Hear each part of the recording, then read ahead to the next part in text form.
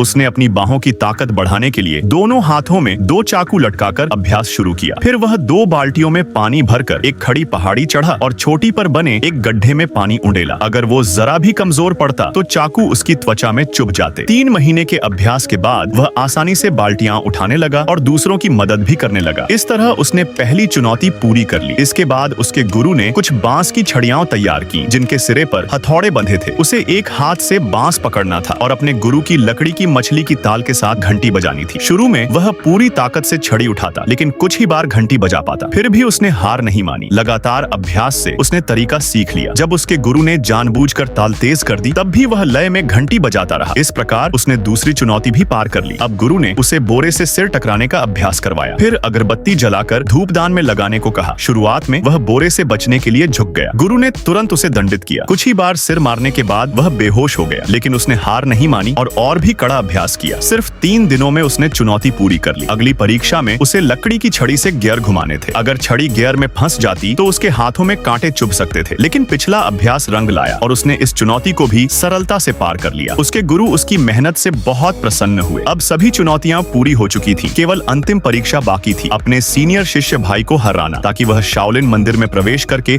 Martial arts सीख सके। लेकिन जब उसने छड़ी से उस पर हमला किया तो सीनियर भाई ने छोटे ब्लेड से आसानी से उसे हरा दिया। वह थोड़ा हतोत्साहित हो गया और सोचने लगा कि कैसे जीत सकता है। एक दिन उसने गलती से एक बांस की छड़ी तोड़ दी। तभी उसके दिमाग में एक विचार आया। उसने बांस को 3 हिस्सों में काटा और एक त्रिखंड 3 सेक्शन छड़ी बना ली। इस नए हथियार से उसने अपने सीनियर भाई से दोबारा मुकाबला किया। इस बार उसने सही मौका पकड़कर उसके हाथ से ब्लेड गिरा दिया और अंततः सारी चुनौतियां पूरी कर ली।